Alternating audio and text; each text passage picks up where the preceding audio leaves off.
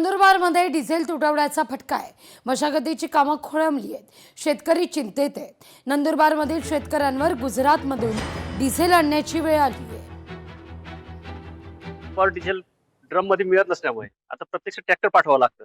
तर ट्रॅक्टर इथून नंदुरबारला किंवा गुजरात राज्यात पाठवणं म्हणजे आमचे 10 लिटर डिझेल जाण्यात खर्च होतो ट्रॅक्टरच्या, आणि त्याच्यामुळे तो खर्चही वाढतो आणि वेळही वाया जातोय।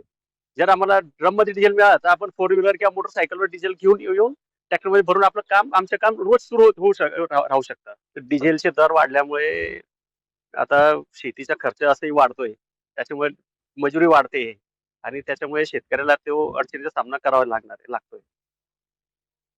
बुलढाण्यामध्ये इंधनाचा तुटवडा आहे। भाजप आमदार श्वेता महाले ऍक्शन मोडमध्ये। काळा बाजार आणि अवैध विक्री विरोधात पथक सक्रिय।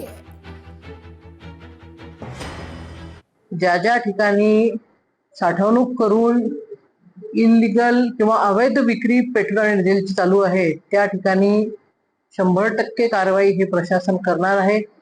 माझी शेतकरी बांधवांना विनंती आहे की तुमच्या शेतीसाठी कुठेही तुम्हाला डिझेलची कमतरता पडणार नाही अशा पद्धतीचं नियोजन आपण केलेलं आहे। त्याच्यामुळे तुम्ही कुठेही गोंधळून जाऊ नका। जो कोणी डिझेल पेट्रोल मध्ये काळा बाजार करत असेल, साठवणूक करत असेल, त्याच्यावरती मात्र त्या ठिकाणी प्रशासन योग्य ती कडक कारवाई त्या ठिकाणी करणार आहे। सिंधुदुर्गात संभाव्य पाणी टंचाई कृती आराखडा तयार आहे। जिल्ह्यातील 325 वाड्यांचा समावेश आहे। जिल्ह्यात पाणी टंचाई संदर्भात तक्रारी नाही। तुमच्याशी उपाययोजनांना मंजुरी मिळालेली आहे। ते आपण उपाययोजनांना कामं आता आपण सुरू केलेली आहेत बऱ्यापैकी। तर याच्यामध्ये नळजोड विशेष दुरुस्त करणे 57 कामं मंजूर झालीत व विंधनवीर विशेष दुरुस्त करण्यामध्ये 28 कामं मंजूर झालेली आहेत। तात्पुरत्या पूरक नळजोडामध्ये 6 कामं, विंधन विहिरी घेण्यामध्ये 45 आणि विहीर खोल करणे करण्यामध्ये 49 कामं मंजूर झालेली आहेत।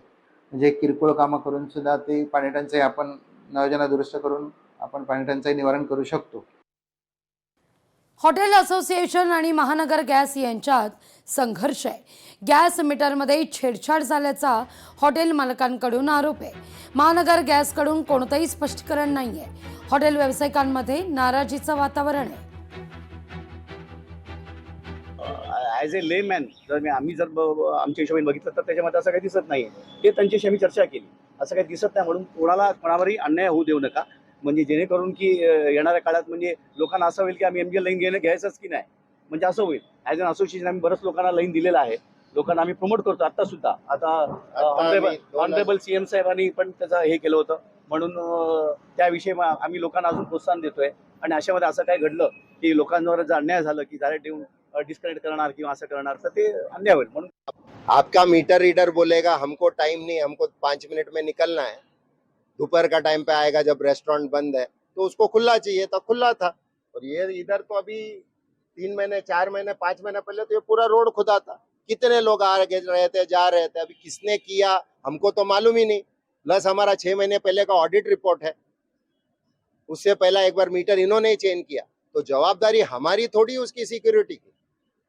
आपको देखना है, आपको बताना है, आप हमको इंस्ट्रक्ट करो कि भाई ये चीज फॉलो करो आप लोग। इनका हिसाब क्या है, आपका अगर 12 साल का मीटर 12 साल का कंजम्पशन है, उसमें जो हाईएस्ट कंजम्पशन है वो लेंगे वो, और उसमें कुछ फॉर्मूला है, मल्टीप्लाई करके आपको बिल भेजेंगे। प्रशासन से डिमांड यही है, भी अच्छे नागरिकों को ऐसा परेशान मत करो, आप अच्छे धंधे वालों को ऐसा परेशान मत करो। लोकशाही मराठी ऐका, पहा, जागरूक रहा।